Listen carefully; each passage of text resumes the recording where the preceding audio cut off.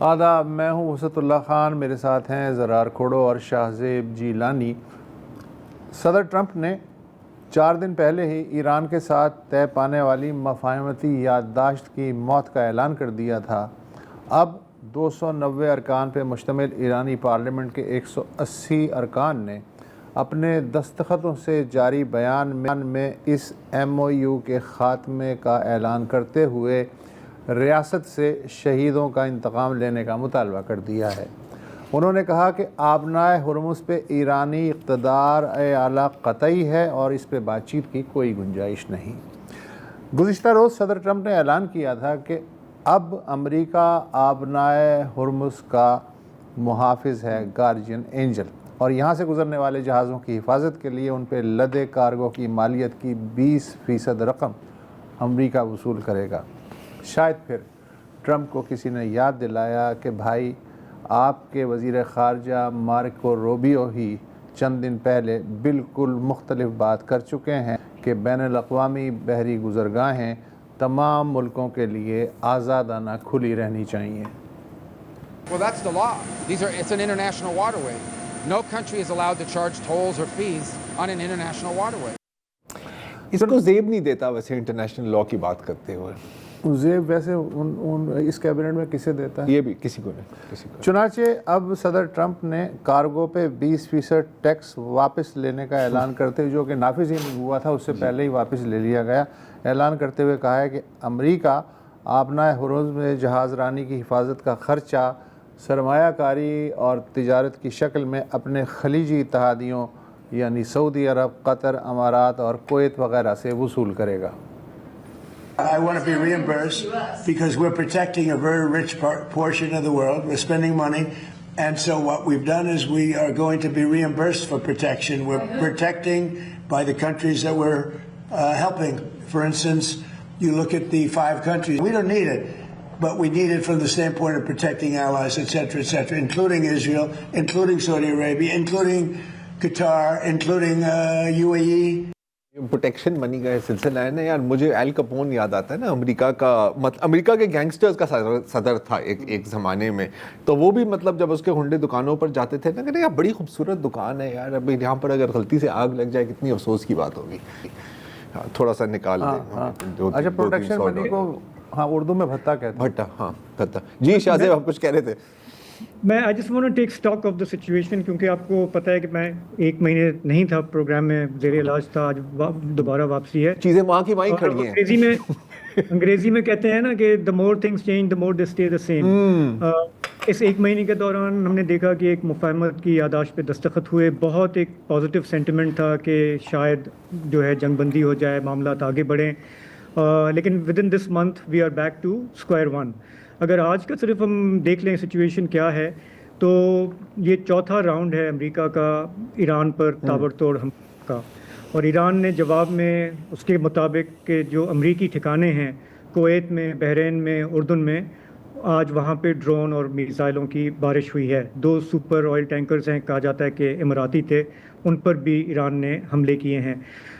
لیکن جو سب سے جو آئی تھنک سگنیفیکنٹ چیز جس کو ہمیں مارک کرنا ہوگا، وہ جیسے وسعت نے کہا کہ یہ جو MOU تھا جس نے اتنا دنیا بھر میں لوگوں نے اپریشیٹ کیا، پاکستان کے رول کو بھی کیا، قطر کے رول کو بھی کیا، اس کی ہم اب فاتحہ پڑھ لیں، کیونکہ دونوں فریقین جو ہیں انہوں نے اپنے عمل سے ثابت کیا ہے کہ وہ پائیدار چیز نہیں ہے، وہ اس پہ کام نہیں ہونا آگے۔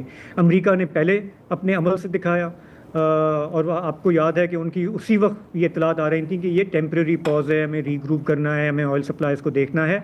نیت جو ہے وہ اس وقت سے واضح تھی۔ آج کا یہ جو جیسے وسعت نے کہا جو ایرانی پارلیمان کا فیصلہ ہے، وہ بھی اپنی جگہ پہ ڈٹے ہوئے ہیں کہ آنے دو۔ تو اب یہ کہ ایران کا جو دیکھتے آئے ہیں جس طرح سے ان کے اعلیٰ رہنما کی تدفین ہوئی، جتنے لوگ نکلے، اب جس ملک میں آپ کا بچپن سے نظریہ یہ ہو کہ شہادت جو ہے وہ میری منزل ہے، تو وہاں پہ تو لوگ تیار ہیں، وہ تو مزید حملوں کے لیے بھی تیار ہیں۔ تو یہ جو پریڈکٹ کر رہے تھے کافی ریئلسٹ لوگ کہ دونوں طرف سے امن کے لیے یا جنگ بندی کے لیے وہ نہیں ہے سینٹیمنٹ جو ہونا چاہیے جی۔ اور اب اسٹریٹ آف ہرموز جو ہے وہ فوکس ہے، ایران کا کہنا ہے کہ یہ چیز ہمارے ہاتھ میں آ گئی ہے اس جنگ کی وجہ سے، اس کو ہم نہیں چھوڑیں گے، اور امریکہ کہہ رہا ہے کہ ہر قیمت پہ میں اپنی اڑی کروں گا. جی ویسے آپ کی غیر موجودگی میں نا شاہ زیب ہم نے ڈاکٹر سمبل خان کو یہاں پہ دعوت دی تھی. Would have enjoyed that conversation. تو ان کا بھی یہی کہنا تھا کہ یار یہ 2-3 ہفتے بھی چل جائے نا تو بہت بڑی بات ہوگی. اچھا اب ہم جانتے ہیں کہ امریکہ اور اسرائیل نے یہ بات شروع کی. ہم جانتے ہیں، کہنا اس لیے ضروری ہے کیونکہ اب میں تھوڑا سا ایران کی رویے اور اسٹریٹجی پر بھی بات کرنا چاہ رہا ہوں. اس وقت جب MOU سائن ہوا، امریکن بلاکیڈ ہٹ گئی، تو ایران نے دھڑا دھڑ تیل ایکسپورٹ کیا ہے، زیادہ تر فار ایسٹ کو اور چین کو. اس کی وجوہات ہم جانتے ہیں. اب یہ انہوں نے طے کر لیا کہ نہیں آبنائے ہرمز ہمارا ہے. حالانکہ اس میں عمان کا بھی حصہ ہے، UAE کے بھی بندرگاہ وہاں پر لگتے ہیں. کسی ایک ملک کی ملکیت تو نہیں ہے، لیکن اب کون انٹرنیشنل لا اور رولز کی بات کرے یہاں پر تو ڈنڈے کا راج ہے اس دنیا میں، رائٹ.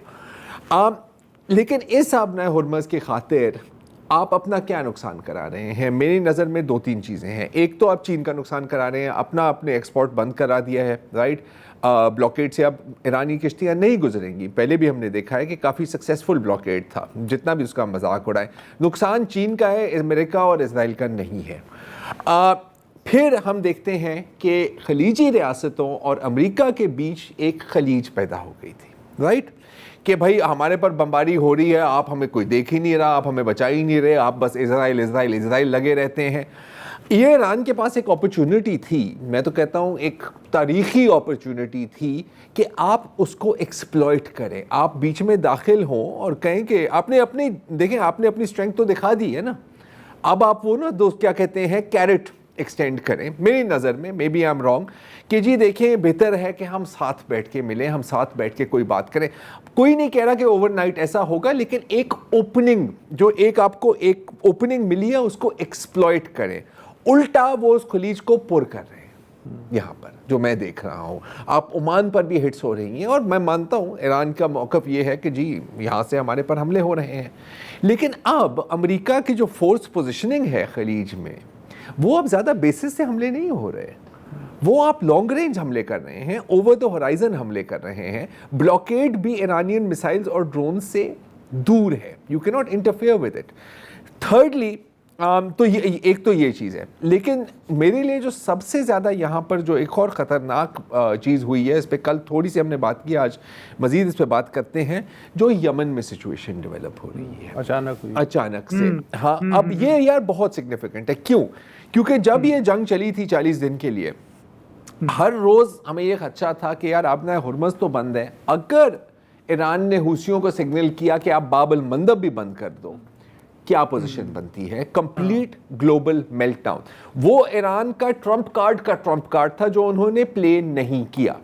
اب ہم کیا دیکھ رہے ہیں کل سے کہ سنا کا جو ایئرپورٹ ہے اس پر بمباری ہوتی ہے، ٹھیک ہے. یمن کی جو تسلیم شدہ حکومت ہے وہ کہتے ہیں کہ جی ہم نے کیا ہے، حوثی کہہ رہے ہیں کہ سعودی عرب کر رہے ہیں. سعودی عرب پر بھی میسائلز فائر ہوتے ہیں جو انٹرسیپٹ ہوتے ہیں. آج حوثیوں نے ایک اعلان کیا ہے کہ کوئی ہوائی جہاز سعودی ایئر اسپیس سے نہ گزرے. اچھا وائی ہٹ دی حوثیز ناؤ؟ شاید، اور یہ میں صرف ایک سینیریو پیش کر رہا ہوں، کہ سعودی عربیہ میں اب یہ سوچا جا رہا ہے کہ ایران اور امریکہ کی جنگ وہ حسب معمول ایسی نہیں ہے کہ 3 دن فائرنگ ہوگی پھر دوبارہ MOU ہوگا. بار بار ایسے ہو نہیں سکتا. اگر یہ ایک اگین ہاٹ وار کی طرف جاتی ہے، اگر امریکہ باقاعدہ گراؤنڈ ٹروپس بھیجتا ہے یا کوئی بہت بڑی ایسکیلیشن کرتے ہیں، تو ایران کی جو ابھی جو اسٹریٹجی ہے ہرمز کی وہ ناکافی ثابت ہوگی. ابھی بھی ناکافی ثابت ہو رہی ہے نا. لا آف ڈیمینشنگ ریٹرنز ہے نا، آپ بار بار ایک چیز کریں گے تو آپ کو کم اور کم فائدہ ملے گا اس سے. اب ان کے پاس ایک اور ہی چیز بچی ہے کہ حوثیوں کو ایکٹیویٹ کریں اور باب المندب، اگر اس کا میپ ہم دکھا سکیں تو تھوڑی سی آسانی ہو جائے گی ناظرین کے لیے. باب المندب کو ہم بند کر دیں، وہ بند ہوتا ہے تو پھر جو مغربی پورٹ ہے سعودی عرب کا ویسٹ سائڈ پر یمبو، وہ بھی بند ہو جاتا ہے. And then you are in a global energy crisis. اچھا ایران بھی ویٹنگ گیم ہی کھیل رہا ہے نا کہ صحیح ہے ہمارے پہ حملے ہوتے رہیں گے، ہم برداشت کرتے رہیں گے آپ کے اسٹریٹجک ریزروز ختم ہونے تک، مطلب US کے. لیکن US کے ساتھ سب کے ہوں گے، پاکستان کے بھی ہوں گے. تو جو ایران نے ایک بہت بڑی اچیومنٹ ہے کہ پچھلے 50-60 سالوں کے پروپیگنڈا اپنی جگہ 40 دنوں میں اپنا امیج ریہیبلیٹیٹ کر دیا ہے پوری دنیا میں. لیکن یہ بہت دیر نہیں چلے گا. اگر دنیا اس نتیجے پر آ جائے کہ سر اب تو آپ کی ڈیل بھی ہو گئی تھی, اب یہ جو موجودہ کرائسس ہے یہ آپ کی وجہ سے ہے, کیونکہ اکثر ہم بھول جاتے ہیں کہ پھڈا شروع کس نے کیا ہے, اور ہم یہ دیکھنے لگ جاتے ہیں کہ یار اب میں گھر سے باہر نہیں نکل سکتا, یار جو بھی بند کرے اس کو روک دے. This is the scenario that I am seeing, اور یہ بہت خطرناک ہے. یہ ایک چھوٹا سا پوائنٹ صرف یہ کہ جی جس طرح امریکہ کہہ رہا ہے کہ ہم ایران کی ملٹری کیپیسٹی کو ہم مسلسل نشانہ بنائیں گے, اسے فردر ڈیگریڈ کریں گے. ایران کے پاس یہ ملٹری کیپیسٹی کب تک ہوگی کہ وہ اسٹریٹ آف ہارموز کو بالکل اتنا لالس رکھے, چاہے وہ مائنز ہوں یا یہ اسمال بوٹ اٹیکس ہوں, کہ آپ اس کو اتنا لالس رکھیں کہ انٹرنیشنل ٹریفک گزرے ہی نہ. وہ سمجھیں کہ یہ سمجھیں کہ یہ وہ ایسا علاقہ غیر ہے جہاں سے گزرنا بہت رسکی ہے. اور ایران کی اسٹریٹجی یہی ہے کہ ہم چاہتے ہیں, امریکہ کو تو نہیں پہنچ سکتے, آس پاس جو بھی ان کے اتحادی ہیں اور بھلے ایون گلوبلی چائنا بھی, سب کو پنچ ہو تاکہ وہ امریکہ پہ دباؤ ڈالیں کہ اس کو سارٹ آؤٹ کریں. کیونکہ ایران کے بس میں بس یہی ہے نا. جی بالکل. یہ آس پاس کے ملک ہیں جو امریکہ کے اتحادی ہیں, وہ ان تک ہی پہنچ سکتا ہے. تو وہی اس کی اسٹریٹجی ہے. لیکن سوال وہی آپ کا یہ کہ یہ ایران کی جو ملٹری کیپیسٹی ہے ڈرونز اور مسلس کی, یہ کب تک اس کا ساتھ دے گی, اور وہ لا آف ڈیمینشنگ ریٹرنز کہ آہستہ آہستہ اگر وہ کم ہوتی گئی تو where will it lead? Where will it lead? اب کب تک ایک ہی اسٹریٹجی استعمال کر سکتے ہو کامیابی کے ساتھ؟ There's a time when it stops working. تو اسی لیے ہم دیکھتے ہیں کہ ایک سعودی کوشش کی جا رہی ہے بظاہر کہ حوثیوں کی بھی کیپیبلٹی کو تھوڑا سا نیچے لایا جائے, یا تو ان کو کمزور کیا جائے یا تو ان کو ٹیبل پر لایا جائے. یہ ہے سینیریو. میرا خیال ہے کہ ابھی کے لیے بہت ہے. وسعت آپ کچھ ایڈ کرنا چاہیں گے؟ نہیں, ابھی تو کل بھی یہی چلے گا, پرسوں بھی چلے گا, اگلے ہفتے بھی یہی چلے گا. تو اب ذرا ایک وقفہ لیتے ہیں اور پھر اپنے پیارے پاکستان کی کچھ باتیں کرتے ہیں. Welcome back. اور اگر آپ کبھی کسی بچے کی برتھ ڈے پارٹی پر گئے ہوں تو آپ کو پتہ ہوگا کہ جب پارٹی ختم ہوتی ہے, بچے گھر جا رہے ہوتے ہیں, تو ان سب کو کچھ تحفے دیے جاتے ہیں نا, گڈی بیگ, اور اس کے اندر سویٹس ہوتی ہیں, ٹافیاں ہوتی ہیں, کبھی کبھی اسٹیکر پیک, سی ٹی وغیرہ ہوتی ہے. اور جب یہ بانٹے جا رہے ہوتے ہیں نا, تو اس وقت کوئی تفریق نہیں کرتا کہ دوست کون ہے, دشمن کیا ہے. ایوری بڈی گیٹس اے گڈی بیگ, اور بڑے شوق ہوتا ہے انہیں گڈی بیگ کا. اچھا, بالکل اسی طرح ہمارے جو صاحبان اقتدار ہیں وہ بھی گڈی بیگس کے بڑے شوقین ہیں. مسئلہ صرف یہ ہے کہ ان کی گڈی بیگز میں سویٹس اور ٹافیاں نہیں ہوتی, اس میں پرکس اور نیلے پاسپورٹ ہوتے ہیں. نیلے پاسپورٹ کا میں اس لیے ذکر کر رہا ہوں کیونکہ ہمارا جو یہ سبز پاسپورٹ ہے, آپ کو پتہ ہے کہ بہت زیادہ لوگ اس کو گھاس نہیں ڈالتے, تو ہمارے جو پریویلیجڈ کلاسز ہیں ان کو بلو آفیشیل پاسپورٹس چاہیے ہوتے ہیں. اچھا, بلو آفیشیل پاسپورٹس کا بھی ایک مقصد ہوتا ہے, آپ آفیشیل ٹرپس میں جاتے ہیں تو آپ کو کوئی تکلیف نہ ہو, یا آپ گورنمنٹ اسپانسرڈ ٹرپس پہ جاتے ہیں وغیرہ وغیرہ. لیکن آپ کو پتہ ہے کہ ہاں سندھ میں, پنجاب میں ایک تو ایم پی ایز کو بھی ملتے ہیں, ان کے کیا کریں اسپاؤزز کو بھی ملتے ہیں, جو شریک حیات ہیں, تھینک یو, ان کو بھی ملتے ہیں. اچھا, ابھی حال میں آپ کو یاد ہوگا پچھلے ہفتے بہت شور مچا تھا جب خیبر پختونخوا اسمبلی میں کچھ 3 قوانین منظور ہونے کی خبر آئی تھی, جن میں امنگ مینی ادر تھنگس ایک یہ بھی تھا کہ جی ہمیں بھی اب بلو پاسپورٹ چاہیے, اور ہمارے بچوں کو بھی چاہیے, ہمارے شریک حیات کو بھی چاہیے, and so on and so forth. بہت شور مچا, ہم نے بھی اس میں اپنا حصہ ڈالا, اور اچھی خبر یہ ہے کہ اس قانون پر اب نظر ثانی ہو رہی ہے, اس کی کچھ حصوں کو ریپیل کیا جا رہا ہے. لیکن اس دوران پھر ہمیں یہ, اور بہت سیاستدانوں نے بھی بہت تنقید کی کہ یار یہ پی ٹی آئی والے پتہ نہیں کیا کر رہے ہیں, حالانکہ زیادہ تر ان کی اپنی اسمبلیز میں بھی اسی طرح کا قانون ہے. انفیکٹ ایک کلپ مجھے ملا ہے جو اتنا لاجواب ہے کہ مزید بات کرنے سے پہلے میں چاہ رہا ہوں کہ آپ دیکھ لیں. یہ اعلیٰ ہے, سبحان اللہ, یار اعلیٰ ہے. یہ وہ کہتے ہیں نا ڈیفینڈنگ دا انڈیفینسیبل. نہیں, اور ڈیفینس بھی چیک کرو نا, یہ لوگ عوام کی بات کرتے ہیں. میں نے قسم کھاتا ہوں میں نے کبھی انصاف اور عوام کی بات ہی نہیں کی, تو میرا تو حق بنتا ہے نا یار. یہی مطلب آنیسٹی تو ہے نا شاہزیب, اتنا تو میں ماننا ہوگا یہاں پر. آنیسٹی تو بہت کھل کے سامنے آ رہی ہے, کھل کے سامنے آ رہی ہے نا. اچھا, اینی ہم اس پہ آج دوبارہ ہمیں بڑے وہ تھے, پتہ نہیں کیا ہم سوچتے تھے, سب کھل کے سامنے آ رہا ہے. سب کھل کے سامنے آ رہا ہے, رائٹ. اس بلو پاسپورٹ کے لیے ہم سب ایک ہیں. ہم سب ایک ہیں. اچھا, اب یہ ہم آج اس پہ دوبارہ کیوں بات کر رہے ہیں, کیونکہ ان سارے ڈراموں کے دوران पिछले जुमे को सेनेट के पैनल ने मुत्तफ़क़ा तौर पर, ज़ाहिर है हमेशा ऐसे ही होता है, एक बिल को मंजूर किया है जिसमें अब साबिक सेनेटर्स, उनके शरीक हयात और उनके जो नन्हे मुन्ने बच्चे हैं जिनकी उम्र 28 साल से कम है, 18 साल से 28, अच्छा 28, ओके सर 27 में आप अभी भी मम्मा के बेबी ही हो, ओके, वो तो मतलब माँ के सामने, वालिदैन के सामने तो आप हमेशा बच्चे ही होंगे ना। उनको भी नीला पासपोर्ट मिलना चाहिए, मिलेगा चाहिए क्या, चाह तो मैं कुछ भी सकता हूँ यार, मिलेगा तो नहीं ना, उनको मिलेगा सर। तो ये हो रहा है। अच्छा, अब ऐसा नहीं है कि सब खामोश हैं। तलाल चौधरी साहब से पूछा गया तो उन्होंने कहा कि यार मेरे एतराज़ात के बावजूद इस बिल को मंजूर किया गया है, बहुत बुरी बात है। ख्वाजा साद रफ़ीक बहुत सीनियर मुस्लिम लीग नून के मेंबर हैं, उन्होंने कहा कि यार अभी मतलब यही केपी के बिल के हवाला देकर कि जब तक जो एक्स्ट्राऑर्डिनरी प्रिविलेजेस जो हमारे सियासतदानों को, हमारे ब्यूरोक्रेट्स को, हमारे आला अदलिया को, हमारे सीनियर मिलिट्री अफसरान को, जब तक इनको एक मुनासिब हद तक आप नहीं लाएंगे, नाइंसाफ़ी इस माशरे को दीमक की तरह खाती रहेगी। I have to agree with साद रफ़ीक साहब। इसके बारे में कुछ किया जाएगा या नहीं किया जाएगा वो एक अलग बात है। तो पीछे क्या होता है, बात तो सब करते हैं कि जी हम आवाम के साथ हैं, लेकिन फिर ले लेते हैं ब्लू पासपोर्ट्स। हमें अभी ज्वाइन कर रहे हैं नादिर गुरमानी साहब, thank you very much. Nadir, हम ब्लू पासपोर्ट्स का मकसद तो हम जानते हैं और ये एक जायज़ बात है, लेकिन साबिक MPAs, एक दफ़ा बंदा इलेक्ट हो गया, उसके पास ब्लू पासपोर्ट आ गया, उनके शरीक हयात, उनके बच्चों, साबिक MNAs, सेनेटर्स और उनकी फैमिलीज़ को इस तरह टॉफ़ियों की तरह पासपोर्ट्स बांटने से क्या ऑफिशियल ब्लू पासपोर्ट का जो असल मकसद है वो पूरा होता है? बिल्कुल, ब्लू पासपोर्ट के हवाले से जो बहुत से नुकात हैं उन पर तो आपने खुद भी बड़े अच्छे तरीके से रोशनी डाली, लेकिन जैसे आपने भी जिक्र किया कि जब खैबर पख्तूनख्वा असेंबली में ये मामला आया तो उसके बाद मुल्क के अंदर शोर ऐसा मचा, और जैसे ये कहा गया कि शायद खैबर पख्तूनख्वा असेंबली वो वाहिद असेंबली होगी जिसके अराकीन ब्लू पासपोर्ट हासिल करने जा रहे हैं। लेकिन जब इस हवाले से देखा गया, या पार्लियामेंटेरियंस की अगर हम बात करें तो PTI पर तनकीद अपनी जगह, लेकिन पार्लियामेंटेरियंस ये तमाम तर सहूलियात पहले से ले रहे हैं। ना सिर्फ पार्लियामेंटेरियंस बल्कि जो उनके बच्चे हैं, जो स्पाउसेस हैं, उनको भी ये सहूलियात मुयस्सर है।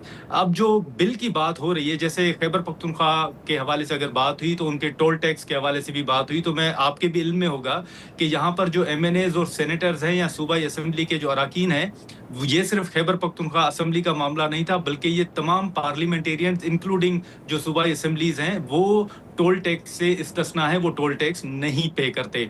इसी के साथ साथ अब जो सेनेटर अब्दुल कादिर साहब का बिल था, वो बिल ब्लू पासपोर्ट के हवाले से था, उसमें दो नुकात थे। एक तजवीज़ ये थी कि ताहयात जो अराकीन हैं उनको पासपोर्ट मिलने के साथ साथ जो बच्चे हैं उनको भी ताहयात पासपोर्ट मिलना चाहिए, लेकिन ये तजवीज़ उस बिल में शामिल नहीं की गई क्योंकि ये सेंस ले लिया गया था कि शायद इस पर ज़्यादा तनकीद सामने आएगी। लेकिन इस बिल में अब दो चीज़ें थी। एक चीज़ ये उन्होंने शिक शामिल की है कि जो भी MNAs के लिए ये था कि जो MNA एक माह के लिए भी मुंतखब हो जाए और वो ओथ ले, उसको ताहयात ब्लू पासपोर्ट मिल सकता है और मिलता रहा है।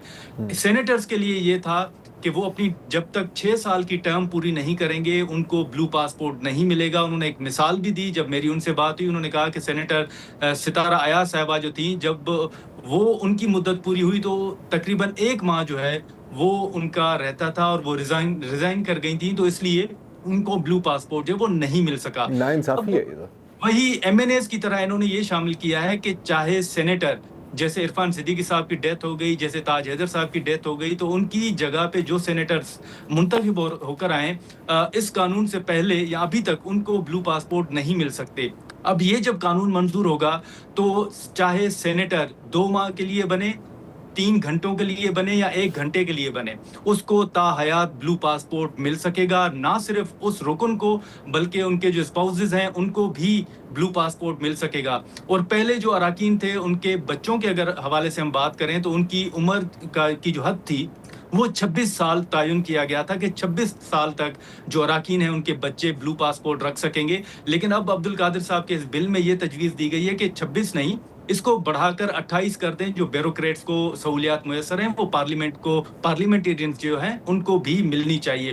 تو اب یہ بل منظور ہوا ہے اور ہم نے پارلیمنٹ کے اندر دیکھا ہے کہ جب کفایت شعاری کے حوالے سے باتیں ہو رہی تھی, جب خدا نخواستہ ملک کو ڈیفالٹ کی طرف دھکیلنے کی باتیں ہو رہی تھی, اس وقت موجودہ حکومت نے اپنی جو اراکین ہیں, جو پارلیمنٹیرینز ہیں, ان کی تنخواہیں بڑھانے کا فیصلہ کیا. وہ آپ کے سامنے ہے کہ خواجہ آصف صاحب نے اس کی کھل کر تنقید کی. لیکن ہم نے دیکھا ہے کہ جب بھی پریویلیجز کی بات ہوتی ہے تو بہت کم ہم نے دیکھا ہے کہ ایوان کے اندر کھڑے ہو کر کسی پارٹی نے اس طرح اسٹینڈ لیا ہو جس طرح باقی نکات پر لیا جاتا ہے. نادر, میں آپ سے بس ایک دو چھوٹی چھوٹی وضاحتیں چاہ رہا ہوں, آپ مجھے ہاں اور نہ میں جواب دیجیے گا.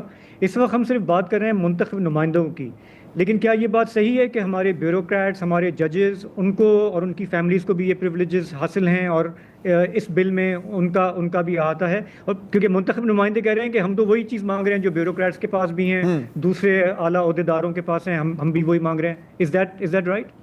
جی, اور یہ بالکل درست ہے. اور دوسری بات یہ ہے کہ اگر آپ لسٹ دیکھیں گے تو اس لسٹ میں صرف چیف الیکشن کمشنر یا ججز یا بیوروکریٹس نہیں ہیں, ایسے ادارے بھی شامل ہیں جو آپ دیکھ کر حیران ہوں گے کہ ان کو بلو پاسپورٹ دینے کی کیا ضرورت ہے. بہت لمبی لسٹ ہے جس میں یہ مطلب سمجھیں کہ جو ہم لیڈ کیپچر کی بات سنتے ہیں کہ سب آپس میں ملے ہوئے ہیں, سب پارٹیاں, سارے عہدیدار, جو ہمارے حکمران طبقہ ہے وہ سب چاہتا ہے کہ ہماری مراد بڑھیں. میں چھوٹی سی ایک اور وضاحت چاہ رہا ہوں. اس وقت ہم چاروں لوگ جو بیٹھے ہوئے ہیں, کسی کے پاس کبھی بلو پاسپورٹ رہا ہے؟ میرا نہیں خیال. ٹھیک ہے, میں کنفیس کرتا ہوں میرے پاس رہا ہے. جب ہمارے والد صاحب بہت عرصہ پہلے 88-89 میں وفاقی وزیر بنے تھے, ہم اسلام آباد گئے, میری 18 سال عمر تھی, تو انہیں ملا اور فیملی جو کہ میں بیٹا ہوں تو مجھے ملا. کچھ عرصے کے لیے وہ تھا, پھر ظاہر ہے کہ جیسے ہی وہ ٹینیور ختم ہو گیا تو ہم گرین پاسپورٹ پہ آ گئے. میرا سوال یہ ہے کہ یہ جو ہے کہ منتخب نمائندے کو اپنے ٹینیور میں اور اس کی فیملی کو, یہ مجھے یہ لگتا ہے کہ یہ تو ایک پرانا اصول چلتا آ رہا ہے. ابھی جو اس طرح یہ اس کو پھیلا رہے ہیں کہ ایک تو تاحیات رشتہ دار اور بھی ہوں اور ایم پی ایز بھی آ جائیں, فلانے بھی آ جائیں, اس چیز پہ زیادہ اعتراض ہو رہا ہے. اور ان پرنسپل کہ ٹھیک ہے جب آپ سرو کر رہے ہیں, you are an elected member, اس ٹینیور میں آپ کو مل, بٹ یو کانٹ سے کہ میں لائف ٹائم رہوں گا, 1 مہینے کے لیے سینیٹر بناؤں, لائف ٹائم میں اور میرے بچے جو ہے وہ کریں گے. ایم آئی رائٹ کہ کرٹیسزم اس پر ہے؟ جی بالکل اسی پر ہے. اور جیسے میں نے کہا کہ ایم این ایز جو ہیں وہ اگر 2 ماہ کے لیے بھی ایم این اے منتخب ہو کر آ جائے تو اس کو تاحیات ملتا ہے. تو سینیٹرز نے کہا کہ یہ پھر ہمارے لیے بھی ہونا چاہیے, کیونکہ کئی سینیٹرز ایسے ہیں جو 3 سال کے لیے رہے ہیں. جیسے مصطفیٰ نواز کھوکھر صاحب نے ریزائن کیا تو وہاں پر دوسرے سینیٹر منتخب ہو کر آئے. تو اب یہ ہوگا کہ چاہے سینیٹر مہینے کے لیے آئے, سال کے لیے آئے یا چند گھنٹوں کے لیے اوتھ لے, اس کو تاحیات بلو پاسپورٹ ملے گا. یہ معاملہ جو عبد القادر صاحب کا بل تھا, یہ پہلے پارلیمنٹری افیئرز کمیٹی جو ہے سینیٹ کی, اس کو ریفر ہوا تھا, لیکن اس کے بعد انٹیریئر کمیٹی نے یہ کہا کہ یہ اس معاملے کو انٹیریئر جو کمیٹی ہے سینیٹ کی اس کو ریفر کیا گیا. اور وہاں پر ہم نے دیکھا کہ اس بلو پاسپورٹ کے حوالے سے جو بل تھا اس کی صرف اور صرف ایک جماعت نے مخالفت کی ہے, اور سینیٹر کامران مرتضیٰ صاحب جن کا تعلق جے یو آئی سے ہے, انہوں نے اس کی مخالفت کی ہے. اور انہوں نے کہا کہ جب آپ سبز پاسپورٹ کی بات کرتے ہیں, اس کی رینکنگ کی بات کرتے ہیں, تو پھر آپ بلو پاسپورٹ کی طرف کیوں جا رہے ہیں. اسی طرح طلال چودھری صاحب نے بھی اس حوالے سے اپنا واضح موقف رہا. الٹیمیٹلی فیصلہ یہ ہوا ہے کہ کمیٹی نے منظوری دے دی ہے, اور طلال چودھری صاحب نے یہ کہا ہے کہ یہ معاملہ ابھی کیبنٹ میں ہم لے کر جائیں گے, وہاں سے اگر منظوری ہوگی تو پھر آگے بڑھا جا سکے گا. ٹھیک ہے ناظر, بہت بہت آپ کا شکریہ. شاید کو یہ یاد کراؤں دونوں کو کہ ایم این اے اقبال افریدی کے جو صاحبزادے تھے وہ گئے اٹلی بلو پاسپورٹ پر, اور وہاں انہوں نے اپنا پاسپورٹ سرنڈر کیا اور کہا کہ سر پلیز مجھے یہاں پر رکھ لیں, میں اسائلم کلیم کر رہا ہوں. رائٹ, سینیٹر عبد القادر کا کہنا ہے, یہ جو آپ کا سوال تھا نا کہ کس کس کو ملتے ہیں, کہ کل 60,000 بلو پاسپورٹس 60,000 ہیں, جس میں وہ کہہ رہے ہیں کہ یار پارلیمنٹیرینز تو اس میں بہت کم تعداد ہے, بیوروکریٹس, ججز اور انفلوئنشل بزنس مین کو بھی یہ ملتے ہیں, اور ظاہر ہے اور لوگوں کو بھی ملتے ہوں گے. میرا خیال ہے کہ انتہائی ایک شرمناک بات ہے, اور ہم شرمندہ ہو کے بھی شرمندہ ہی ہو گئے ہیں. مطلب آپ دیکھو نا یار, گرین پاسپورٹ کی ہم نے کیا وقت کر دی, اور اب بلو پاسپورٹ کو بھی یہ ہمارے حکمران جو ہیں یہ اس کی وقت جو ہے وہ اسی طرح سے اس کی وہی ہے نا کہ یار بلو پاسپورٹ اگر آپ نے آفیشیل ٹرپ پہ جانا ہے, آپ ابھی سرو کر رہے ہو, I have no problem with that. لیکن یہاں پر اگر کوئی 6 دنوں کے لیے ایم پی اے بنا ہے, اس کے پاس بلو پاسپورٹ ہے, تو جب وہ یورپ جا رہا ہے تو بلیو می وہ کوئی ڈیفنس ایکسپو اٹینڈ کرنے نہیں جا رہا, وہ ٹورزم اور پارٹی کرنے جا رہا ہے, اس کے لیے بھی بلو پاسپورٹ ہے. تو بہت اچھا ہے یار, اب اور کیا مزید اس بہت اچھا, ٹھیک جا رہا ہے, بالکل صحیح جا رہا ہے. بہت سب بہت انتہائی ہارڈ اسٹیٹ ہے یار, اس میں بڑے بلو پاسپورٹ چاہیے ہوتے ہیں تاکہ اسٹیٹ سے کبھی بندہ نکل بھی سکے. ایک وقفہ لے لیں.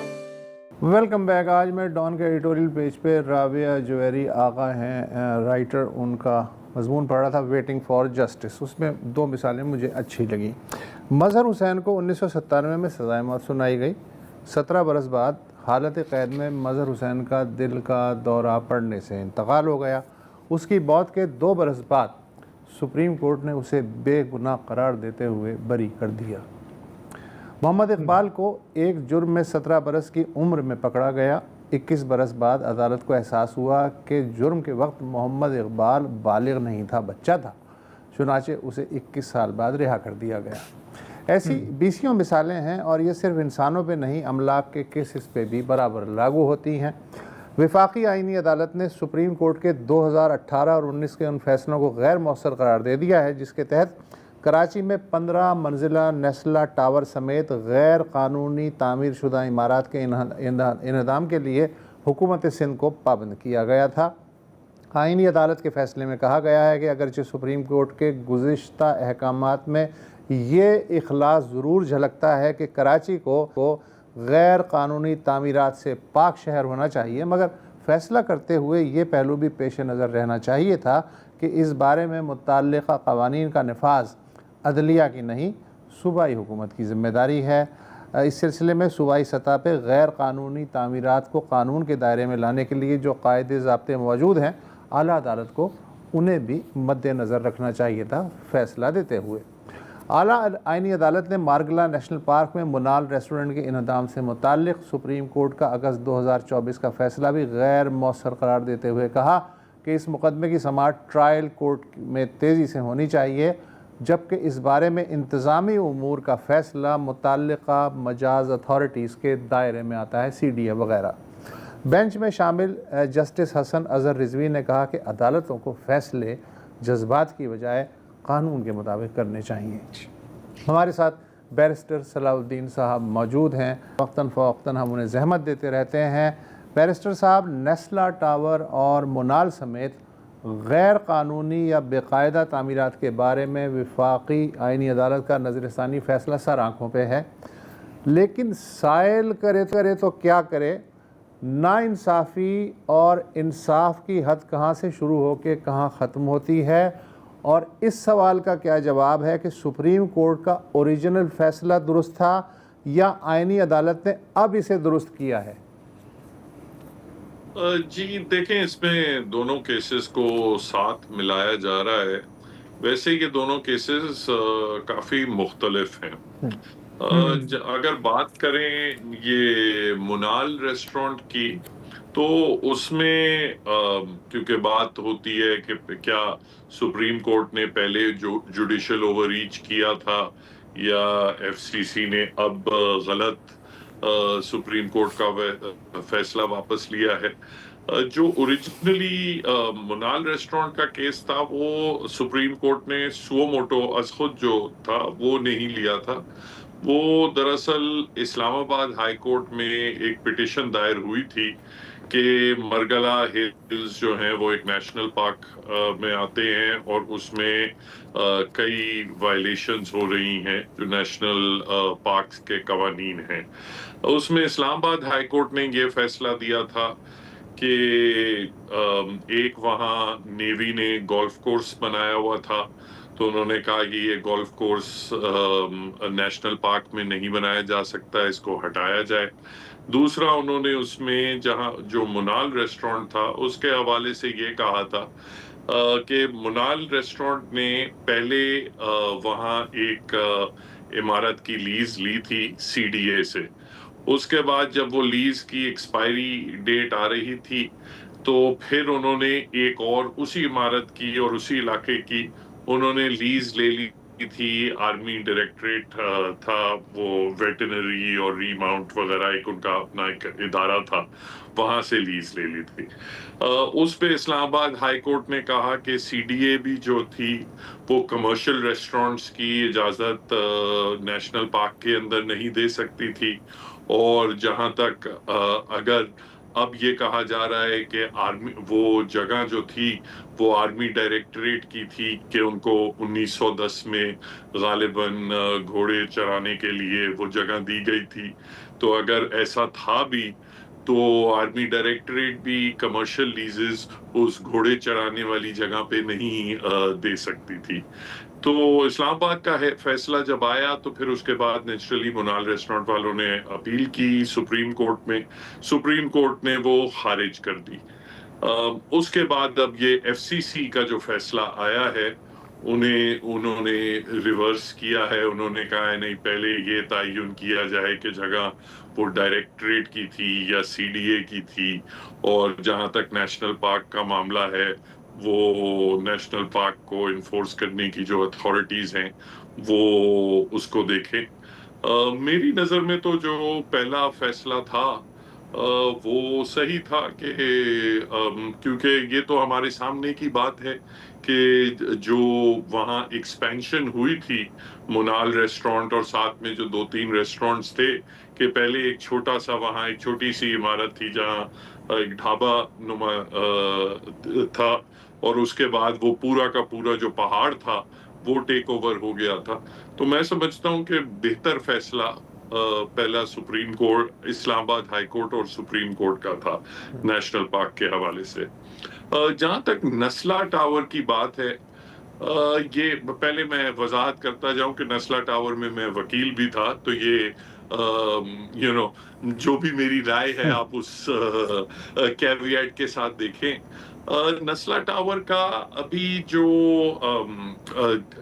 یہ رپورٹ تو ہوا ہے کہ نسلا ٹاور کا فیصلہ ایف سی سی نے واپس لیا ہے، مگر اگر آپ ایف سی سی کا ایکچوئل فیصلہ دیکھیں وہ جو جسٹس گلزار صاحب نے 2-3 اور آرڈرز کیے تھے ان کے حوالے سے ہے، جو انہوں نے کہا تھا کہ پورے کراچی شہر میں کسی قسم کی کمرشلائزیشن نہیں ہونی چاہیے ایٹسیٹرا، تو وہ آرڈرز انہوں نے ریکال کیے تھے۔ براہ راست نسلا ٹاور والے آرڈر جو ہیں وہ فی الوقت ریکال نہیں ہوئے۔ بہرحال اپنا نسلا ٹاور کا بھی جو سچویشن تھی وہ الگ تھی۔ نسلا ٹاور میں سپریم کورٹ نے از خود نوٹس لے کے اس نسلا ٹاور میں کیس یہ تھا کہ آیا بلڈر نے کوئی 200-250 گز زمین جو ہے وہ انکروچ کی ہے، اس پہ کنسٹرکشن کی ہے یا نہیں۔ بلڈر کا اس میں یہ کہنا تھا کہ جو وہ 200-250 گز کی زمین ہے وہ دراصل وہ پٹا ہے کہ جو اس شارع فیصل پہ اس کی اوریجنل جو باؤنڈریز تھیں وہ کوئی 280 فٹ کی تھی، مگر جب 1957 میں شارع فیصل کی ری الائنمنٹ ہوئی تو صرف 240 فٹ اس کی چوڑائی جو تھی محدود کی گئی، جس کی بنیاد پہ پھر دونوں سائیڈوں پہ 20-20 فٹ کا ٹکڑا سارے پلاٹ ہولڈرز کو ملا، جو انہوں نے پھر اس کے پیسے ادا کیے اور وہ شامل ہوا۔ تو ان کا یہ ایشو تھا، اور جب سپریم کورٹ میں آرگیو ہوا تھا تو اس میں ایک یہ بھی پوائنٹ آیا تھا کہ یہ جو ایکسٹرا زمین ہے یہ باقی سارے پلاٹس کو بھی ملی ہے، باقی سارے پلاٹ ہولڈرز کو بھی ملی ہے، اور کیونکہ یہاں پوری اب بلڈنگز کنسٹرکٹ ہو گئی ہیں اور لوگ اندر رہنے شروع کر دیا ہے، تو اس کو ریگولرائز کیا جائے، نہ کہ پوری بلڈنگ کو ڈیمولش کیا جائے، جس طرح فار ایگزامپل کانسٹیٹیوشن 1 کا جو کیس ہے اس میں ریگولرائز کیا۔ بہرحال وہ اس وقت سپریم کورٹ نے یہ ڈیمولیشن کا آرڈر کر دیا۔ ابھی فی الوقت اس آرڈر کو ریورس فیڈرل کانسٹیٹیوشنل کورٹ نے نہیں کیا۔ اچھا، تو یہ کافی میرا خیال ہے کنفیوژن بھی چل رہی ہے مارکیٹ میں۔ صلاح الدین میں کچھ اور بھی سوالات ہیں، ایک وقفہ لیتے ہیں تو پھر اس کی طرف۔ Welcome back. بات ہو رہی ہے نسلا ٹاور پر، اور صلاح الدین صاحب آپ کی موجودگی کا فائدہ اٹھاتے ہوئے میں یہ بھی جاننا چاہ رہا ہوں کہ یہ ابھی وہ ڈیمولیشن کا جیسے آپ کہہ رہے ہیں اس کے ریورسل کے آرڈر ایف سی سی نے شاید نہیں کیے، نسلا ٹاور کی جو افیکٹیز ہیں یا شاید وکٹمز کا لفظ یہاں پر بہتر ہو استعمال کرنا، ان کا ابھی کیا حال ہے؟ مطلب وہ تو بیچارے بالکل ہی دربدر ہو گئے تھے. جی ابھی مجھے امیجیٹ انفارمیشن نہیں ہے کیونکہ میں ابھی فی الحال اس کیس میں انوالو نہیں ہوں، مگر جو لاسٹ اس میں کیس میں پروسیڈنگز ہو رہی تھیں، ایک تو پہلے ایک ڈائریکشن ایشو ہوئی تھی کہ اس زمین کو آکشن کر دیا جائے، اس میں پھر ایک ایشو تھا کہ زمین کتنی آکشن کی جائے، 1000 گز کی جائے یا 800 گز کی جائے. دوسرا یہ ایشو تھا کہ اس زمین پہ کیسی عمارت کھڑی ہو سکتی ہے، نہیں ہو سکتی، کیونکہ آبویسلی پلاٹ کی بھی جو ویلیو تھی وہ ڈیپینڈنٹ ہوگی کہ اس کے رقبے پہ بھی اور اس پہ بھی کہ اس پہ کس قسم کی عمارت کھڑی ہو سکتی ہے. تو جو کمپنسیشن جو الاٹیز کو ملنی تھی وہ اس پہ بھی ڈیپینڈنٹ تھی. تو اس پہ لیٹیگیشن جاری تھی. میں نہیں سمجھتا کہ ابھی تک وہ معاملہ کمپلیٹلی ریزالو ہوا ہے. بہت خوب. صلاح صاحب، آپ نے شروع میں بہت اچھے طریقے سے واضح کیا کہ یہ دو فیصلے جو ہیں، چونکہ یہ ایک بہت ہی شارٹ ٹائم میں آئے ہیں، ہم اس کو ملا کے دیکھ رہے ہیں، لیکن دونوں کی نوعیت بالکل الگ الگ ہے. منال ریسٹورانٹ جو ہے، جیسے آپ نے بھی کہا، قاضی فائز عیسیٰ صاحب کا جو دور تھا اس میں ان کی کافی متنازع فیصلے بھی تھے. سی ڈی اے بہت پاورفل ایک پارٹی ہے، منال والے بھی خود پاورفل ایک پارٹی ہیں، اور ان کے خلاف انہوں نے ایک سٹینڈ لیا. یہ والا جو ہے نسلہ والا بھی، آپ نے کہا کہ جو جسٹس گلزار کے فیصلے تھے، کئی اور فیصلے بھی تھے جس میں نسلہ ٹاور بھی تھا. میں یہ جاننا چاہ رہا تھا کہ جسٹس گلزار کا جو شروع میں جس طرح انہوں نے ٹیک آف کیا تھا، مجھے یاد پڑتا ہے انہوں نے کہا کہ کراچی میں یہ جو بے شمار ناجائز تجاوزات ہیں، انہوں نے کہا کہ یہ جو شادی ہال ہیں یہ بند ہوں گے. تو ان کو دیکھا گیا کہ پتہ نہیں وہ واقعی شہر کی بہتری کے لیے کام کر رہے ہیں، اور آخر میں پھر انہوں نے یہ نسلہ ٹاور بھی دیا. تو کیا یہ جو فیصلہ جو ریورس ہوا ہے، اس میں وہ والے کیسز بھی ہیں اور نسلہ ٹاور بھی شامل ہے؟ جو فیصلے جو ریورس ہوئے ہیں وہ کمرشلائزیشن سے متعلق تھے، مگر ریزننگ بیسکلی ایسی ہے جو اور کیسز میں اپلائی ہو سکتی ہے. جو ریزننگ ابھی ایف سی سی نے دی ہے گلزار صاحب کے فیصلے کو ریورس کرنے کی، وہ یہ ہے کہ کورٹ کی اپنی ایک کوئی پالیسی نہیں ہونی چاہیے، اور کورٹ جو ہے وہ ڈسپیشنیٹلی جو کاغذات آئیں سامنے اس پہ ان کو فیصلہ کرنا چاہیے. سویپنگ قسم کے آرڈرز نہیں دینے چاہیے کہ یہ ساری بلڈنگیں گرا دو یا یہ، اور اگر اس قسم کا کوئی اگر اقدام لیا جا رہا ہے تو سارے فریقین کو تحمل سے سننا چاہیے. یہ ایک شکایت جب گلزار صاحب جب یہ پٹیشنز کراچی کے متعلق جب وہ سنتے تھے تو یہ ایک شکایت بہت طرف سے آتی تھی کہ ایک دن میں 200 بلڈنگوں کا معاملہ، ایک دو یا 4 منٹ کی ہیئرنگ کے بعد ایک فیصلہ آ جاتا تھا کہ یہ ساری کی ساری عمارتیں گرا دو یا ان سارے لوگوں کو یہاں سے بے دخل کر دو، فلاں کی لیز کینسل کر دو. تو اس پہ ہر جگہ سے بہت شکایت ہوئی تھی. تو یہ ایک ایشو تھا جو اس وقت بھی لوگوں نے تنقید کا نشانہ بنایا تھا. یہ انفیکٹ بڑی اپنی مزیدار بات کی ہے کہ کورٹ کے یہ پہلے ایسے ایک امپریشن ملتا ہے کہ پہلے سے ہی ذہن بنا کے آئے ہیں. بادشاہ سلامت ہیں ہم سر. اور ایک بڑی مزیدار بات ہے، میں ابھی حالیہ چیف جسٹس کی ظاہر ہے نہیں بات کر رہا، جتنے بھی ہمارے سابق چیف جسٹسز ہیں ان کی ایک نہ ایک پرسنل obsession ضرور ہوتی ہے کہ یار یہ بس نہ، کوئی ڈیم بنانا چاہ رہا ہے، کوئی ڈیم بنانا چاہ رہا ہے، کوئی صفائی کرنا چاہ رہا ہے، کوئی صفائی. اس میں ہمیں پاپولزم کا ایلیمنٹ بہت نظر آتا ہے. بہت زیادہ سر، پاپولر، اور وہ سویپنگ فیصلے سنا ہے، میں قاضی ہوں، میں انصاف دوں گا. اور جو صلاح الدین بات کر رہے ہیں وہ یہی ہے کہ اس میں ڈیو ڈیلیجنس نہیں ہے، اس میں آپ صحیح طرح لاس کو نہیں دیکھتے، آپ بس فیصلے صادر کر دیتے ہیں. اور نسلا ٹاور تو ایک ہیومینیٹیرین ایشو بن گیا نا سب کے لیے، پورے شہر کے لیے، کہ کوئی انکار نہیں کر رہا کہ غلط بلڈنگیں ہوتی ہیں، لیکن آپ گرا دو آ کے راتوں رات، وہ لوگ ابھی بھی در بدر پھر رہے ہیں. حالانکہ یہ قانون موجود ہے کہ جرمانہ لے کے آپ انلیگل کو لیگل کر دیتے ہیں. بیریا ٹاؤن کا کیس آپ کے سامنے ہے، اس کے علاوہ بہت ساری کراچی میں بلڈنگ ہیں جو انلیگل بن گئی، فلیٹس، لیکن انہوں نے جرمانہ دیا یا کوئی بھی شیخ نکال کے انہیں لیگل کر دیا گیا. پروسیجر موجود ہے، نہیں پروسیجر ہے باقاعدہ. ہاں پروسیجر ہے، وہ اکارڈنگ ٹو لا کر رہے ہیں، مطلب جو بھی ہے پیسے ویسے بھر رہے ہیں اور وہ کر لیتے ہیں، انلیگل کو لیگل ہو جاتا ہے. وہ نہیں، یہ جو obsessions ہیں نا، یہ مطلب دیکھو یہ ہارملیس obsessions نہیں ہیں، ان سے بہت لوگوں کا بہت نقصان ہوتا ہے. آپ تو بیٹھے ہوئے ہیں، آپ کے ہاتھ میں ہتھوڑا ہے، ٹھیک ہے، اور آپ کہہ رہے ہیں کہ یار ہر ایک چیز کیل ہے میرے سامنے، ٹھک ٹھک ٹھک، رائٹ. پوائنٹ از کہ یس پاپولیزم، یس کہ ہم نے ہیڈ لائنز میں آنا ہے. جیسے ثاقب نثار صاحب نے تو ایک روٹین بنا لی تھی نا کہ جہاں سے بھی وہ گھر سے نکلتے تھے 20 کیمرے ان کے پیچھے تھے. ہاں یہاں چھاپا لگا رہے ہیں، اس کا موبائل اٹھا کے پھینک دو، یہ گھس جاؤ. حالانکہ آپ کو کچھ نہیں پتا کہ آپ نے ہاسپٹل کیسے چلانا ہے، آپ کو کچھ نہیں پتا کہ ایک بزنس کیسے چلتی ہے، لیکن because I am my lord میں یہ کر سکتا ہوں. گلزار صاحب کی ایک جملہ میں کبھی نہیں بھولتا کہ مجھے وہ 70 کی دہائی والا کراچی چاہیے. بھائی کیسے؟ اگر میں آپ کو کہوں کہ مجھے 70 کی دہائی کا جسٹس گلزار چاہیے، کیا آپ وہ ان کو دوبارہ لا سکتے ہیں میرے سامنے؟ نہیں. میں تو یار 2020 کا زرار مجھے دے دو، وہ بھی میرے لیے قبول ہے، لیکن وہ بھی نہیں ہو سکتا.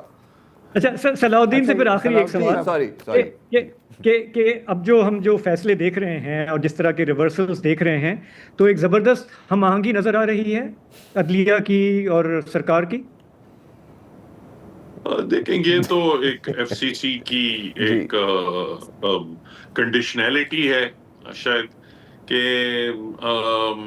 جو ماضی میں کبھی نظر آتا تھا کہ سرکار اور عدلیہ میں آپس میں کوئی تنازع ہے، تو وہ تنازع تو اب دور دور تک نہیں نظر آتا. چلے ٹھیک ہے، تو چلے ایٹ لیسٹ چیزیں اسموتھ ہیں. ہاں نہیں، اور سب کو متحد ہو کے ایک آواز میں کرنا چاہیے. کام ایسے ہی ہوتا ہے، یونٹی آف کمانڈ. کام مشرف صاحب کہتے تھے یونٹی آف کمانڈ ضروری ہے. نہیں، اب ایک پیر آگے جا رہا ہے ایک پیر پیچھے جا رہا ہے، اس طرح کیسے ہوگا؟ اب تو آپ گول گول گھومتے رہو گے نا. شاہ زیب آپ بھی سمجھا کر ملک کیسے آگے مل کے آگے بڑھیں گے. میں افتخار چودھری صاحب کو بھول گیا تھا، ان کی بھی بڑی obsessions تھی. عتیقہ اودھو، پرانی باتیں مت دیکھ، پرانی باتیں مت، پرانی باتیں تو کر سکتے نہیں. اب آج سے ہم سب ایک. جانے دو، چلے ٹھیک جانے ہے، دو. ڈن ہے. اجازت دیجیے، خدا حافظ.